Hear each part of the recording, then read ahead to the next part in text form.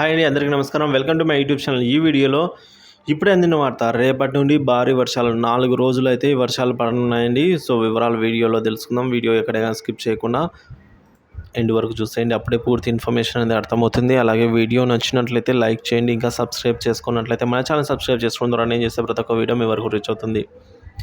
ఇక ద్రోణి ప్రభావం వల్ల ఏపీకి భారీ వర్ష సూచన అండి. 2 తెలుగు రాష్ట్రాల్లో ఎండలు మండిపోతున్నాయి. భానుడు భగభగ మండుతున్నారు. ప్రజలు బయటికి రావడమే మానేశారు. ముఖ్యమైన పనులు ఏవైనా ఉంటే తప్ప ఉదయం పూట చూసుకుంటున్నారు. కొన్ని జిల్లాల్లో అయితే 45 డిగ్రీలకు పైగా ఉష్ణోగ్రతలు నమోదవుతున్న ఇటువంటి పరిస్థితులలో నేపథ్యంలో ఏపీకి వాతావరణ శాఖ వర్షం సూచన ఇచ్చిందండి. వర్షం పడనుందని చెప్పేసి. సో దక్షిణ ఛత్తీస్గఢ్ నుంచి రాయలసీమ వరకు, తెలంగాణ మీదుగా సముద్ర మట్టానికి 0.9 కిలోమీటర్ల మేరగా ఎత్తులో ద్రోణి విస్తరించి ఉందని, దీని ప్రభావంతోనే ఈ నెల 7వ తేదీన ఏపీలో పలు ప్రాంతాల్లో భారీ వర్షాలు కురుస్తాయని అమరావతి వాతావరణ కేంద్రం వెల్లడించింది. సో శ్రీకాకుళం, విజయనగరం, పార్వతీపురం, మన్యం, అలాగే విశాఖపట్నం, అనకాపల్లి, పల్నాడు, చిత్తూరు జిల్లాలలో అయితే పిడుగులతో కూడిన మోస్తారు వర్షాలు కురుస్తాయని, మిగిలిన ప్రాంతాల్లో తేలికపాటి జల్లులు కురుస్తాయని అయితే అంచనా వేసింది. మరి తెలుగు రాష్ట్రాల్లో అధిక ఉష్ణోగ్రతలతో ప్రజలు అల్లాడుతున్నారు. బాణుడి ఉగ్రరూపంతో పగటిపూటే కాకుండా రాత్రిపూట సైతం జనం విలవిల్లాడుతూ ఉన్నారు. తెలంగాణలో శనివారం ఒక్కరోజే వడదెబ్బకు 19 మంది ప్రాణాలు కోల్పోయారు. ఏపీలోనూ అత్యధిక ఉష్ణోగ్రతలు నమోదవుతున్నాయి. సో ఈ ఆందోళనకరణ పరిస్థితులు నెలకొన్నాయండి. సో ఈ క్రమంలోనే వాతావరణ శాఖ ఏపీ వాసులకు కూల్ న్యూస్ అందించింది. ద్రోణి ప్రభావంతో ఈ నెల 7న రాష్ట్రంలోని పలు ప్రాంతాల్లో భారీ వర్షాలు కురిసే అవకాశం ఉందని అమరావతి వాతావరణ శాఖ అంచనా వేసింది.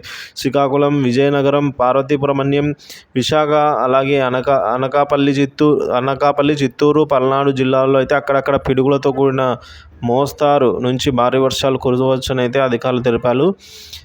సో మరి మిగిలిన చోట్ల తేలికపాటిగా వర్షం కురిసే ఛాన్స్ ఉందని వెల్లడించారు. ఆది సోమలలో అయితే కోస్తా, రాయలసీమల్లో అక్కడక్కడ వర్షాలు అయితే తేలికపాటి వర్షాలు కురుస్తాయని అయితే చెప్పారండి. గంటకు 40 నుంచి 50 కిలోమీటర్ల వేగంతో గాలులు కూడా వీస్తాయని చెప్పారు. సో ఇప్పటికే ప్రముఖ పుణ్యక్షేత్రాలైన తిరుమల, తిరుపతి, అలాగే కొన్ని ప్రాంతాల్లో ఈదురుగాలు వర్షాలు అయితే కురుస్తూ ఉన్న నేపథ్యం. మరి రాష్ట్రంలో పలు చోట్ల ఆదివారం ఈదురుగాలతో వర్షం కురిసిందండి. నిన్నటి వరకు అయితే ఎండలు మండిపోగా, సో నేడు కాస్త చినుకు, అంటే ఆదివారం కాస్త చినుకులు అయితే పడడం జరిగింది. రాష్ట్రంలో పలు చోట్ల వాతావరణం కూల్ అయింది. దీంతో ప్రజలు ఎండ నుంచి కాస్త ఉపశమనం లభించినట్లయింది. పలు ప్రాంతాల్లో ఆకాశం మేఘ ఉధృతమైంది. వరంగల్ జిల్లాలో ఒక్కసారిగా వాతావరణం చల్లబడి వర్షం కురిసిందట. ఇక ములుగు జిల్లాలో ఏటూరు, నాగారం సబ్ డివిజన్ వ్యాప్తంగా అయితే ఉరుములు మెరుపులతో కూడిన వర్షం అయితే కురవడం జరిగింది అయితే ఇంకా చెప్తూ ఉన్నారండి. సో ఖమ్మంలో ఒక్కసారిగా వర్షం దంచి కొట్టిందని అయితే అంటున్నారు. నల్గొండ జిల్లాలో అక్కడక్కడ తేలికపాటి వర్షం కురవడంతో, మరోవైపు ఉమ్మడి వరంగల్ జిల్లాలో విషాదం చోటు చేసుకుంది. పిడుగుపాటుకు 2 రైతులు మృతి చెందారు. ములుగు జిల్లా ఏటూరు, నాగారంలో అయితే రైతు బాస బుల్లయ్య 46 సంవత్సరాల ఆయనకు, అలాగే మరొక రైతు దాసరి అంజయ్, సో వీరిద్దరు కూడా పిడుగుపాటుకు మృతి చెందారని చెబుతూ ఉన్నారు. సో చూసుకోవచ్చండి, ఇటువంటి భారీ ఎండలు ఎప్పుడే కానీ, ఈ ఎడతెరపని ఎండలు ఎప్పుడే కానీ చూడలేదు. ఇంతటి వేడి మనం ఎప్పుడూ తట్టుకోలేదు అని అయితే రాష్ట్ర వ్యాప్తంగా అందరూ, తెలుగు ప్రజలే కాదండి, అట్లా దేశవ్యాప్తంగా కూడా చెబుతూ ఉన్న నేపథ్యం. సో పిడుగు వడదెబ్బ అండి, ఎక్కువగా వడదెబ్బ తగిలి చనిపోయిన వారే ఎక్కువ సంఖ్యలో అయితే ఉంటారు ఈ ఎండలకు సంబంధించి.